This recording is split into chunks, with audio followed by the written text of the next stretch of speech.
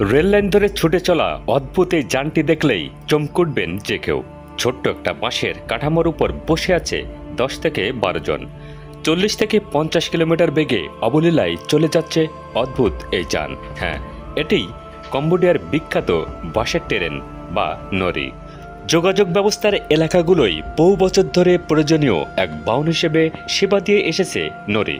তবে একে গোটা কম্বোডিয়ায় জুড়ে পাওয়া যাবে না। নরির দেখা পেতে হলে যেতে হবে দেশটির বেটামবাং প্রদেশে।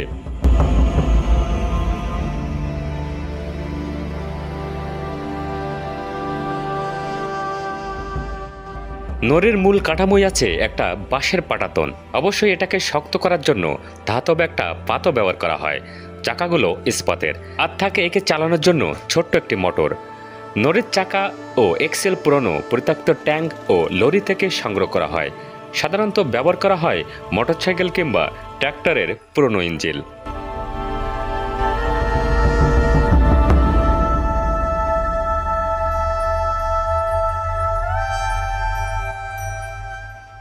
মূল কাঠামো বা বসার জায়গাটি বাঁশের হওয়ায় এটি স্থানীয় নাম নরির পাশাপাশি ব্যাম্বো ট্রেন বা বাঁশের ট্রেন নামেও জনপ্রিয় হয়ে উঠেছে।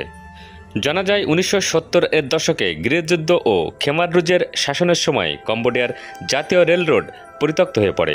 1980-এর দশকে আবার ট্রেন চলাচল শুরু হলেও চলতে থাকা গেরিলা যুদ্ধে দেশের বিভিন্ন অবকাঠামোর ক্ষয়ক্ষতি হয়।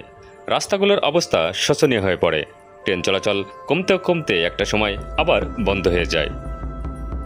এতে মানুষের পক্ষে এক এলাকা থেকে আরেক এলাকায় যাওয়া অনেক কঠিন হয়ে পড়ে। আর এই সমস্যার সহজ এক সমাধান বের করেন স্থানীয়রা। এটি ব্যাম্বো ট্রেন বা বাঁশের ট্রেন।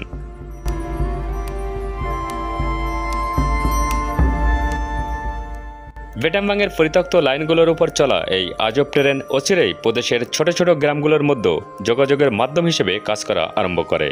মানুষ তো বটেই, নানা মালামাল এমনকি গবাদি পশুও পরিবহন করে। বিশেষ করে রোগী, বৃদ্ধ ও শিশুদের যাতায়াতে দারুণ সুবিধা হয় নতুন এই যানের উদ্ভবে। লাইন একটাই, দুদিক থেকে আসে নরি। যখন দুটি নরির দেখা হয়ে যায় তখন থামতে হয় একটাকে। তারপর ঘটে এক মজার কাণ্ড। হালকা নরিটার মালামাল খালাস করে ওটাকে লাইনের পাশে নিয়ে আসা হয়। এতে অন্য নরিটা চলে যেতে পারে।